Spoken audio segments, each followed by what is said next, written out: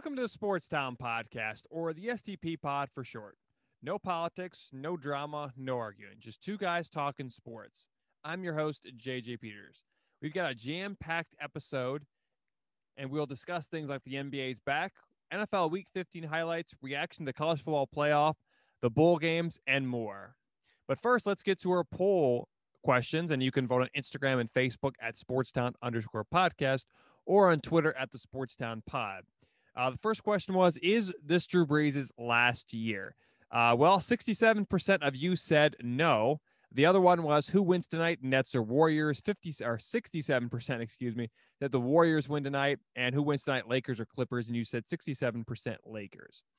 Let's get a sports update, shall we? Kyle Kuzma is staying in Tinseltown. The Los Angeles Lakers forward Kyle Kuzma has officially signed a 3-year deal worth $40 million, according to senior NBA insider Adrian Wojnarowski.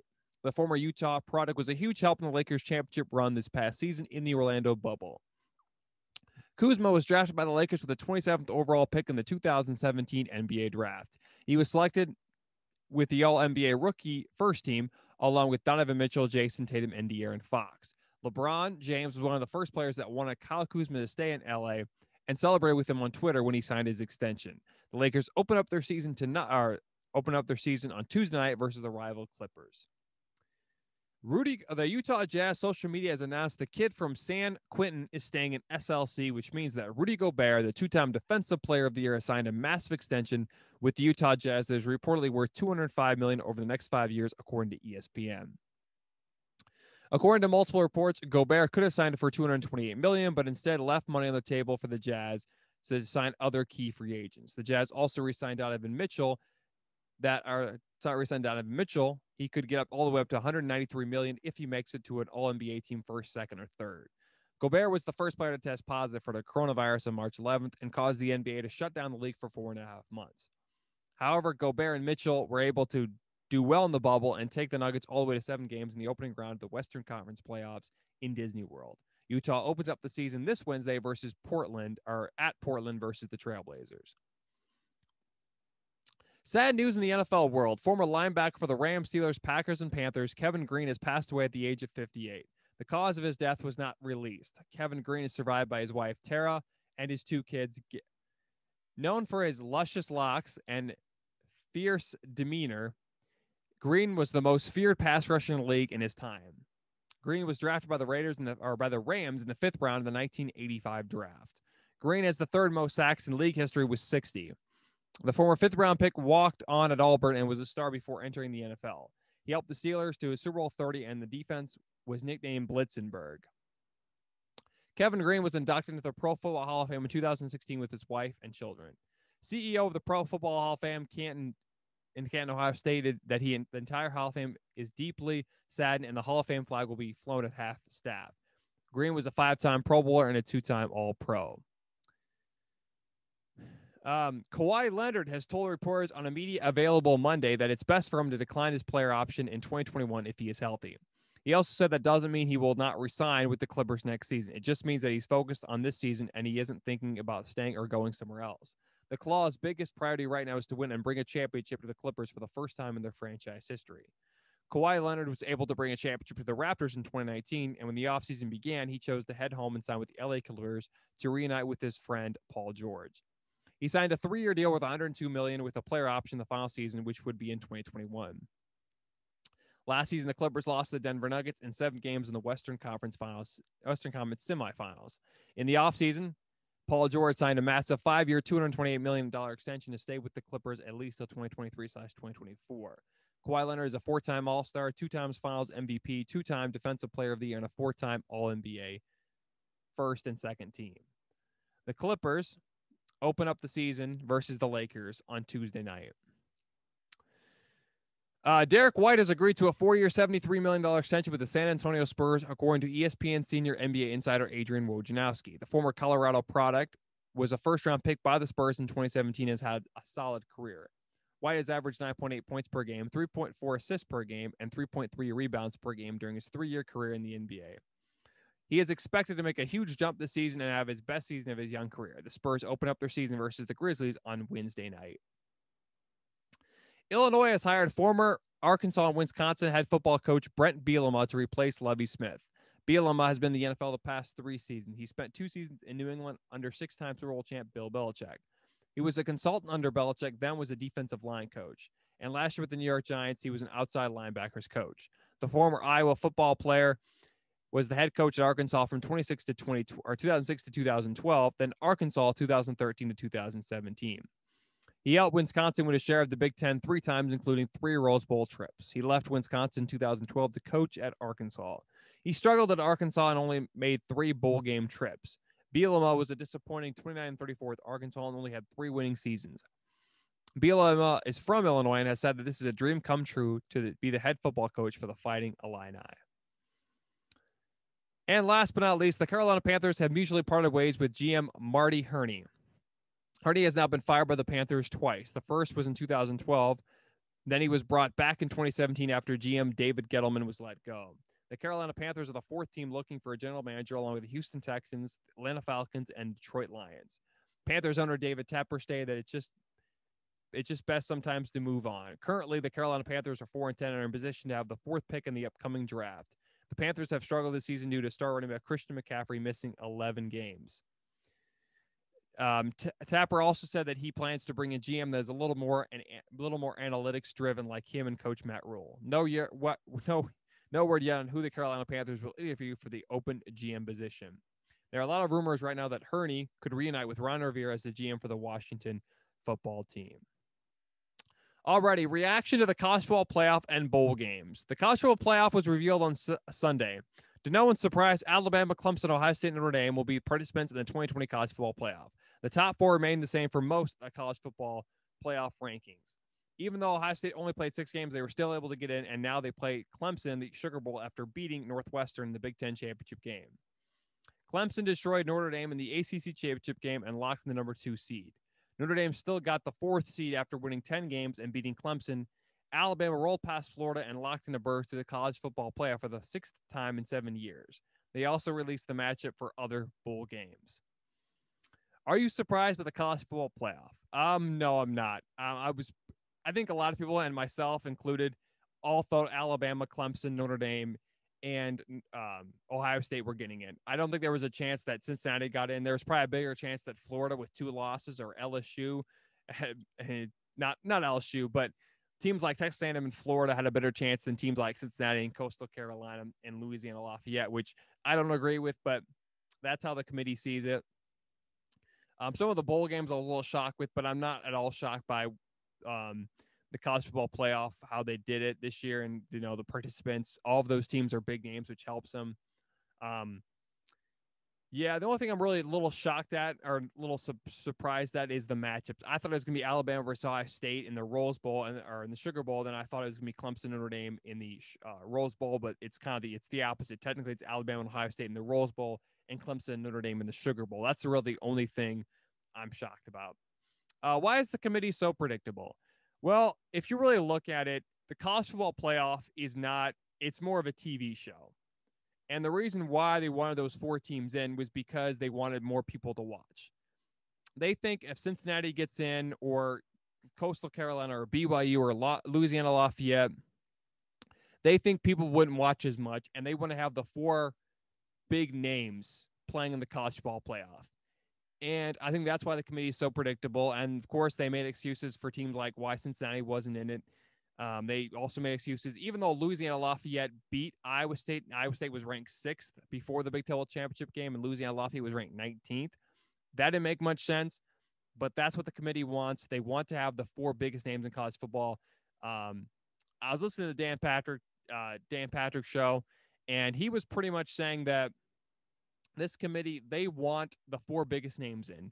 They don't want a team, like I said, they don't want a team like Cincinnati, and they were thinking about putting Texas A&M in there, and even an Iowa State or Oklahoma, but they don't want the small teams in. And he also said that that's why he wants to go from 4 teams to 8 teams, because it gives them a more of a chance. If Cincinnati gets in and they get beat by 30 or 40 points, then okay, that's fine, because like they were saying, they also pulled up another stat that said anywhere between 40 to 60% of games that have been played in the college football playoff were blowouts.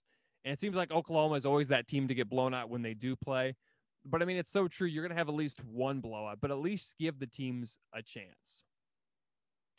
And predictions for the championship game.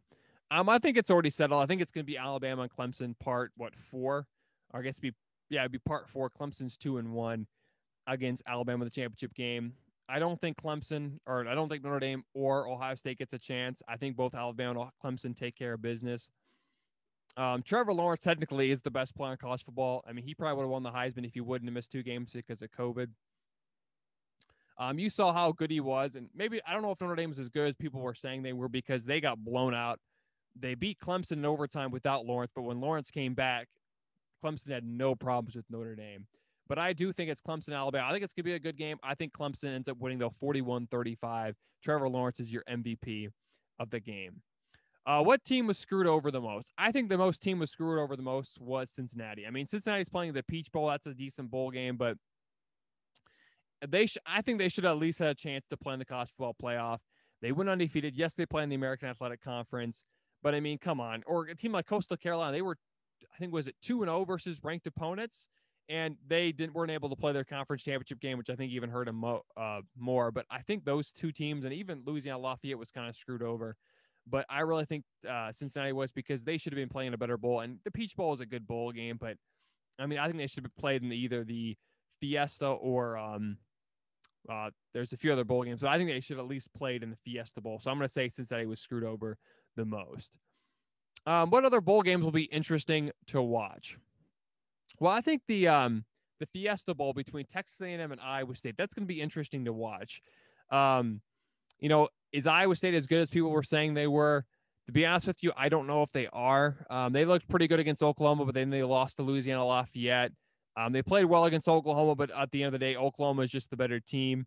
But I'm going to say I'm looking forward to the Fiesta Bowl between Texas A&M and Iowa State the most. Well, it took a while, but the NHL and the NHLPA finally agreed to start the season. The NHL will begin on January 13th. Even though fans aren't happy with how late the start was, at least the league is going to have a season after some uncertainties about the season.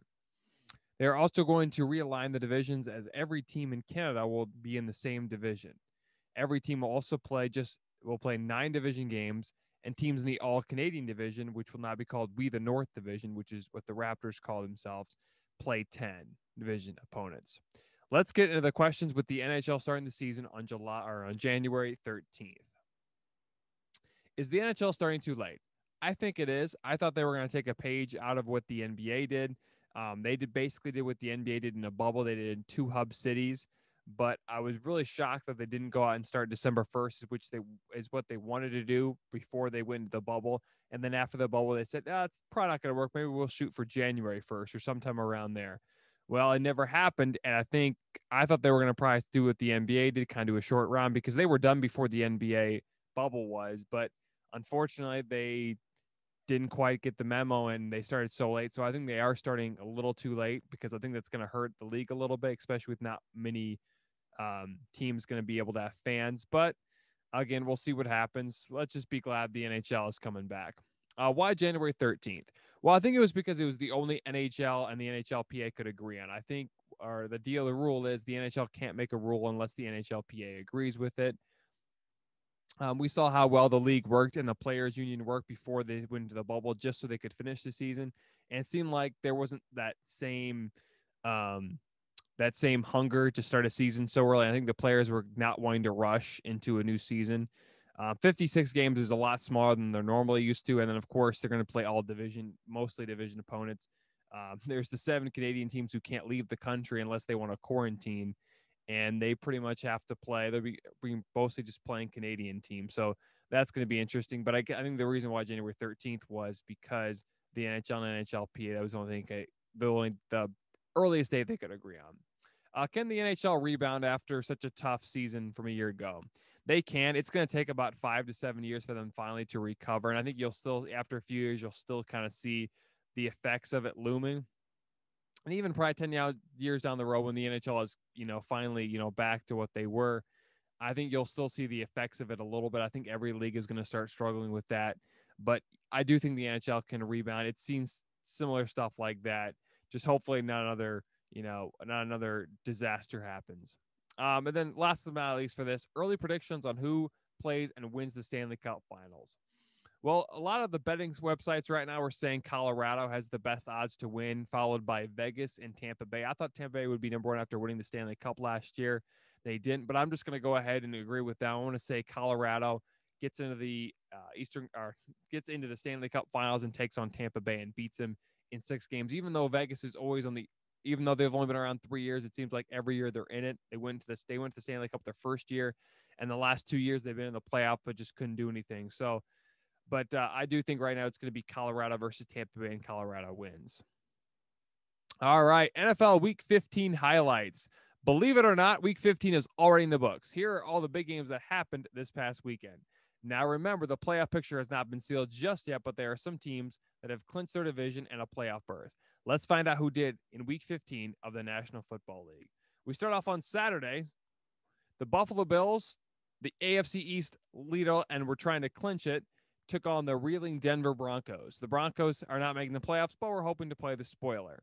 Buffalo started the game out quick with a 14-0 lead as Josh Allen found Dawson Nix and ran in for the other one. In the second quarter, the Broncos would come back thanks to a fumble that led to a Melvin Gordon touchdown to trim the game to a 7-point contest. The Bills would go into it halftime with an 8-point lead, 21-13 at the break. In the second half, the Bills would dominate. They outscored Denver 28-6. Nothing went right for the Broncos, including a fumble recovered for a scoop and score by Jerry Hughes to make it a huge lead for Buffalo.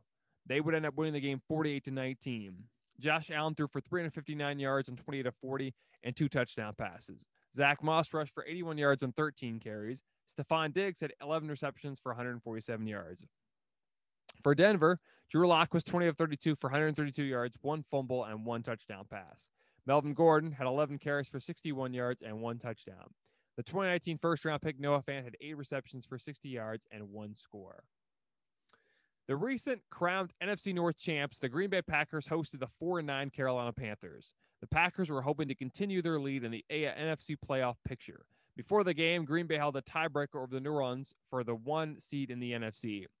The Green Bay Packers with Aaron Rodgers had only had the number 1 seed in 2012, but were beat by the Giants, who eventually won the Super Bowl. Well, the Packers jumped out to a 21-3 lead thanks to an Aaron Rodgers and an Aaron Jones touchdown. However, the Packers got a little too relaxed in the second half as here comes Carolina. They almost blew a lead. The Panthers would get a rushing touchdown from Teddy Bridgewater on 2 fourth-quarter field goals. The Packers, who led 21-16 at the time, would get an insurance policy field goal for Mason Crosby to go up 24-16. Packers fans could have a sigh of relief as they would hold the Panthers for their 11th win of the season by beating them 24-16. Aaron Rodgers threw for 143 yards and 29 passes and 1 touchdown. Aaron Jones rushed for 145 yards, 1 touchdown. Allen Lazard had 5 receptions for 56 yards. Bridgewater for the Panthers was 21 of 35 for 258 yards and 1 rushing touchdown. He did have a fumble as well. Mike Davis had 14 carries for 59 yards, and DJ Moore had a stellar performance with 131 yards on 6 receptions. Now we get to Sunday action.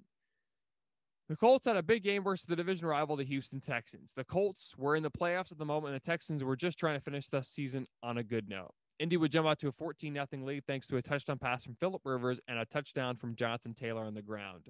The Texans would trim the lead going into the half by 4. Houston did tie the game in the fourth quarter at 20 from a touchdown pass to Deshaun Watson. On the very next drive, the Colts would score as Phillip Rivers would find Zach Pascal to go up 27-20. The Texans were driving the next possession, but fumbled on the goal line, and the Colts would recover. Final score, the Colts 27, the Texans 20. For the second time in 3 weeks against the same opponent, the Texans were inside the 1-yard line or inside the goal line and fumbled it, which resulted in a loss. Phillip Rivers was 22 of 28 for 228 yards and 2 touchdowns. Jonathan Taylor had 83 yards on 16 carries and 1 score. Watson was 33 of 41 for 373 yards and 2 touchdowns. David Johnson led the way in rushing and receiving for 8 carries for 27 yards and when receiving 11 catches for 106 yards. Another AFC South team was trying to stay in the playoffs with a great win as they faced the bottom feeders in the Detroit Lions. The game started close as Tennessee had a 24-15 lead at the half, but the Titans would dominate and crushed the Lions in the second half. Ryan Tannehill had 5, not 1, not 2, not 3, not 4, but 5 touchdowns in the game as they outscored Detroit 21-9 in the second half. Derek Carr ended another player's career, Alexander Myers, by stiff-arming the crap out of him. Ryan Tannehill was 21 of 27 for 273 yards, 3 touchdown passes, and 2 rushing touchdowns. Derrick Henry continued to dominate with 147 yards on the ground, and maybe he is the offensive player of the year right now. Corey Davis had 4 receptions for 110 yards and 1 touchdown. On the other side, Matt Stafford had another nice game with 252 yards passing and 1 TD. DeAndre Swift had 67 yards on 15 carries, 2 touchdowns. Marvin Jones, had 10 receptions, 112 yards, and 1 touchdown from the air. The Titans are currently still leading the AFC South and have the fourth seed with a 10-4 record. Next week, they have a tough challenge. They go to Green Bay to take on the Packers on Sunday Night Football. If the Packers win, they clinch the number 1 seed. If the Titans win, well, they'll be close to clinching a playoff berth and the AFC South. The Baltimore Ravens took on the Jacksonville Jaguars. The Ravens were gunning for their 3rd straight win. The Ravens are still not in the playoff picture at the moment, despite beating the Browns twice and the Colts. The Jags stood no chance against the Ravens. Baltimore, led by reigning MVP Lamar Jackson, blew out the hopeless Jaguars 40-14. The 2016 Heisman Trophy winner dominated as he threw for 3 touchdown passes and ran for another. The big story of the day was him finding Dez Bryant in the end zone. It was Dez Bryant's first touchdown since 2017, 3 years ago when he played for the Dallas Cowboys. Stats for the game: Jackson was 17 of 22 for 243 yards, 3 touchdowns, and 1 INT. J.K. Dobbins had 14 carries for 64 yards and 1 touchdown. Marquise Hollywood Brown had 6 receptions for 98 yards. For the losing team, the Jaguars, Gardner Minshew was 22 of 29 for 226 yards and 2 touchdown passes. Josh Robinson had 16 carries for 35 yards, and DJ Chark added 4 catches for 53 yards. Well, one of the biggest and the oldest rivalries in the NFL happened over the weekend. The Vikings and Bears. Both Minnesota and Chicago were 6-7 and still had a shot to make the playoffs. The Vikings and Bears can't win the NFC North, but we're hoping to get the 7th seed in the NFC playoff picture. The Bears controlled the entire game and had a 20-10 lead at the end of the first half. Trubisky was 15 of 21, 1 touchdown, and 1 interception. The Bears started the game with a touchdown pass to Darnell Mooney and finished the game with a Carlos Santos 42-yard field goal. David Montgomery had a great game as he rushed for 2 touchdowns, which turned out to be the major difference of the contest. The Bears held out to win 33-27 to stay in the NFC playoff picture. Allen Robinson had 83 yards on 4 catches. Kirk Cousins was 24 of 35 for 271 yards, 2 touchdowns, and 1 INT. Dalvin Cook had a great game as he rushed for 132 yards, 1 touchdown, and Justin Jefferson, a candidate for Offensive Rookie of the Year, had 8 receptions for 104 yards. Buccaneers versus Falcons. Tom Brady continues to succeed against the Falcons. Brady and the Bucs need to continue winning in order to still be in the playoff run and maybe have a shot at winning the NFC South. The Falcons have been eliminated from the playoffs, but can still play spoil to their rival, the Tampa Bay Buccaneers. Atlanta, like always, started out quickly as they took out a 17-0 lead in the first half. Matt Ryan was bowling out in the first half. It surprised a lot of fans because Julio Jones was out. But here comes Brady and Tampa. Another Atlanta Blues, another lead, and it was against the quarterback who broke their fans' hearts, Tom Brady, in Super Bowl 51. With 6 minutes left to go in the game, the 6-time Super Bowl champion would find Antonio Brown for the go-ahead touchdown, and Atlanta could not answer. The Buccaneers beat the Falcons 31-27. Tom Brady threw for 399 yards on 31 of 45 passes and 2 passing touchdowns. Leonard Fournette had 49 yards rushing and 2 touchdowns. Mike Evans balled out as well with 6 receptions for 110 yards. Matt Ryan was airing it out as well with 356 yards passing on 34 of 49 and 3 TD passes. Smith had 6 carries for 24 for the Falcons, and Calvin Ridley had 10 receptions for 163 yards and 1 touchdown. The Philadelphia Eagles traveled to Glendale, Arizona to take on the 7-6 Cardinals.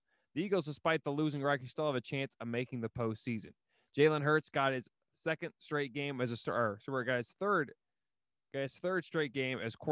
starting quarterback in the NFL. The Gang Green started off rough in the first half as they trailed the Cardinals 16-0 in the second half.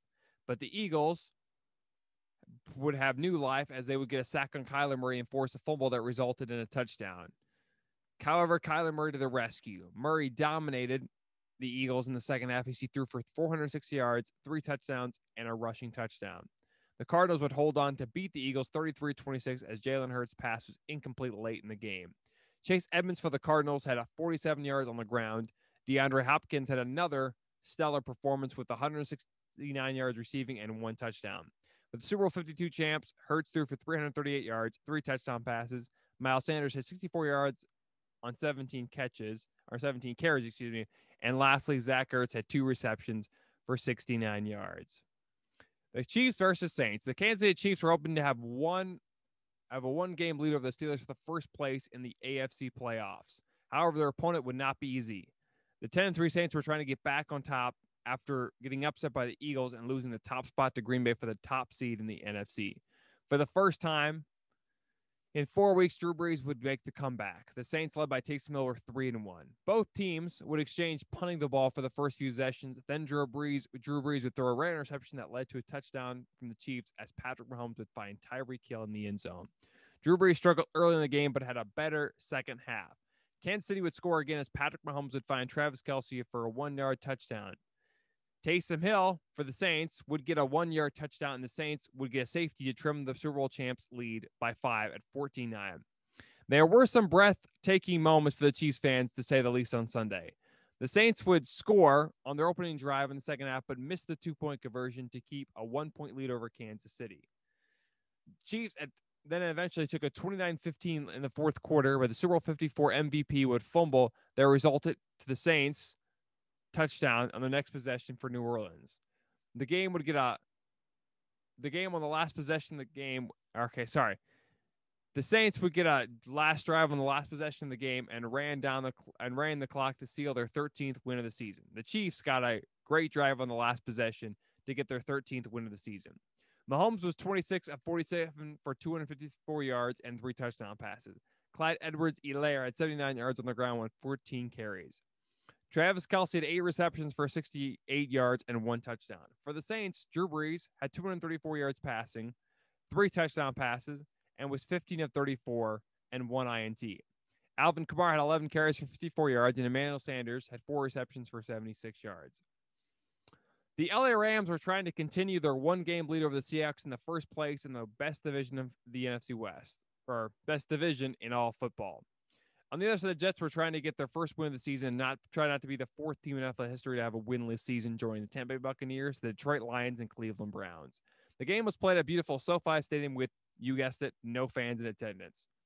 The Rams were double-digit favorites to beat the winless Jets and projected to win by over 20 points. However, that was not the case. The Jets would jump out to a 13-3 lead and have a 20-3 lead at one point, led by Frank Gore going to the side of rookie first-round pick Mekhi Becton, who already is getting Pro Bowl votes, and the Jets already think is his best player. The Rams would finally score thanks to a touchdown pass from Jared Goff to Robert Woods that trailed only 20-10. The Rams would try to make a comeback, but it was not good enough as the Jets won their first game of the season by beating the winless Jets by beating the LA Rams 23-20. With the win, the Jets are now 1-13 and now have the number 2 pick in the draft. The Jags currently own the number 1 pick in the draft because they hold a tiebreaker. The prized possession, it's Trevor Lawrence. Well, at least the Jags fans are happy that they get Trevor Lawrence. Jets fans were not happy when they won the game, which meant they might not get a chance of drafting one of the greatest prospects in history. He's a former champion and all-conference player. Mekhi Becton, the offensive tackle, said, "You're not a true fan if you are mad that the Jets won the game." He continued by saying, "We're just trying to win as many football games as we can." The Rams still lead in the NFC West, the Seahawks lead in the NFC West, but they do have a chance to take them on in Seattle next week for the division. Sam Darnold threw for 270 yards, 1 touchdown pass. Frank Gore had 59 yards on the ground and 1 touchdown. Jamison Crowder had 6 receptions for 66 yards. For LA, Goff was 22 of 34 for 209 yards, 2 touchdown passes, and 1 interception. Cam Akers rushed for 63 yards and 15 carries, and Tyler Higbee had 4 receptions, 67 yards, and 1 score. On Sunday Night Football, the New York Giants hosted the Cleveland Browns. The Browns were 9-4 and looking to get closer to making the playoffs for the first time since 2002. Both teams had a chance of winning their division despite New York having a losing record. In the first half, it'd be most of the Browns, but the Giants got in the red zone 3 times but couldn't score and only came away with 3 points after going for it on 4th down twice and missing it. The Browns would get 2 touchdowns as Baker Mayfield would find Rashard Higgins and then find Austin Hooper, and Jarvis Landry. Cody Parkey would miss the extra point to keep the game at 13-3 half. In the second half, well, the Browns scored the only touchdown, led by Nick Chubb, and the Giants got a field goal late in the game to make it more respectable. Final score, the Cleveland Browns 20, the New York Giants 6. Stats for the game. Baker Mayfield threw for 287 yards and 2 touchdowns. Nick Chubb had 15 carries, 50 yards, and 1 touchdown. Rashard Higgins, who leads the Browns in receiving, led the game with 76 yards to the air on 4 receptions. Colt McCoy filled in for the injured Daniel Jones and was 19-31 for 221 yards. Alfred Morris had 7 carries for 39 yards, and Darius Slay had 4 receptions for 76 yards. Well, the Pittsburgh Steelers were trying to end their 2 game losing streak, and why not play against the worst team in the division and the 3rd worst team in football, the Cincinnati Bengals, on primetime television. Pittsburgh had lost 2 straight and were trying to get back to winning ways as they thought this would be a cakewalk, but it wasn't. The Bengals had at one time a 17-0 lead. They have nothing to play for except for a draft pick. Joe Burrow is done for the rest of the season. Is Zach Taylor coming back? Well, after winning against the Steelers, he might be. The Cincinnati would put up a fight and have a 17-0 lead. They eventually trimmed the game to 24-17, but were able to get a field goal and stop. And they were getting a field goal, and they would stop the Steelers from getting another score. Final score: the Bengals 27, the Steelers 17. Big Ben, stats for the games was he threw 1 interception and 2 fumbles in the first half. Not great at all. Big Ben was 20 of 38 for 170 yards, 1 touchdown. It was Roethlisberger's worst first half as his career, as he only threw for 19 yards in the entire first half. Benny Snell had 18 carries for 84 yards and 1 touchdown. Deontay Johnson had 8 receptions for 59 yards, and 1 touchdown. Well, the Cincinnati Bengals on their side were Ryan Finley, the second-year quarterback at NC State, was 17 of 13 for 89 yards and 1 touchdown. Giovanni Bernard had 25 carries for 83 yards and 1 score.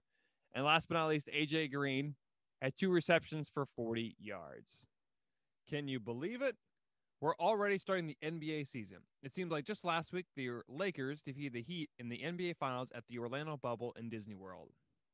This, in fact, was the shortest offseason ever for the NBA. It was also the shortest ever for offseason for any professional team in professional league. The free agency, draft, training camps, and preseasons are all over. On Tuesday night, the Nets play the Warriors, and the Lakers take on the rival, the Clippers. Here are the highlights of the first night in the NBA. The Nets absolutely destroyed the Golden State Warriors 125-99, led by Kyrie Irving, who scored 26 points in the win. Curry led the way for the Warriors as he scored 20 points in the loss. Kevin Durant and Kyrie Irving both looked really healthy and have great chemistry with their teammates. The Nets could be a problem in the Eastern Conference and maybe the second or the best team, but it all depends with how good the Milwaukee Bucks are. The 2-time Finals MVP, and former league MVP Kevin Durant added 22 points, and Karis LeVert, coming off the bench, scored 20 points. Another bright spot for the Nets is that they're going to have a great bench, and it looks like Steve Nash is going to be a solid coach in the NBA. On the other side, Golden State could have another long season. Klay Thompson is out for the rest of the year, and Draymond Green missed tonight's games because of a muscle strain in his foot. Kelly Oubre had some nice highlights and added 6 points, but he was 0 for 6 from beyond the 3-point line. Golden State is in danger of not making the playoffs for the second straight season after just night number 1. The Clippers took on the Lakers in a night where the 17-time NBA champs were getting their rings. The Clippers were ready to battle. The Lakers never had the lead and the Clippers at one point had a 22-point lead in the second quarter. Paul George was on fire, especially in the third quarter. PG-13 scored 33 points and 6 rebounds and was 5 for 8 from beyond the 3-point line. Kawhi Leonard also had 26 points, but he did shoot 10 of 26. Even though it didn't look great in the stat books, Nicholas Batum, whom they signed from the Hornets, looked really good for the Clippers. He was a key contributor when he was on the floor. He only had 3 points, but had 6 assists. It seems like clockwork. The Clippers went by double digits, but the Lakers would come back storming by. But it was too late by the time they got going. Final score: the Clippers 116, the Lakers 9. I do want to throw this in. Who is my predictions for the league MVP in the 2020/21 season? I think Luka Doncic is going to win it. I think James Harden, Giannis. Well, if James Harden ever gets a situation set with Houston, He could be an MVP candidate. I really think, well, Giannis could probably be an MVP candidate, but he won't get it. There's a few players that probably get if they didn't miss so many games, but I would say those three guys are likely going to be it. And then do the Lakers have a chance of winning back-to-back titles? I would say yes, but the way they looked tonight wasn't impressive. Yeah, you could say, oh, well, Reggie Miller pointed this out yesterday, or pointed out to the game, saying that they saw the same exact thing last year where the Clippers dominated the Lakers. But then the complete opposite happened where the Lakers went to the finals and the Clippers stayed home because they lost the Nuggets in the semifinals. It didn't quite seem that way because the game was in spurts because the last time they played, it was always a good game, intense. But the today's game, it was like the Clippers are big and the Clippers are only up by small, and they're up big, small. So I don't know if I think they have a chance of winning back-to-back titles, but they really need to figure out what they're going to do because when LeBron went off the floor, the team really struggled, and that's not good news. Anthony Davis is great and all, but they might need to add another star to a very good loaded roster. Thanks for listening to the Sports Town Podcast, or the STP Pod for short. You can find us on Anchor, Spotify, Apple Podcasts, YouTube, and much more. We release new episodes every Wednesday and Friday. Also, follow us on Instagram, Facebook, and Twitter at Sports Town Podcast. If you want to check out more videos of the Sports Town Podcast, click on the left. If you want to subscribe to the channel, click on the right.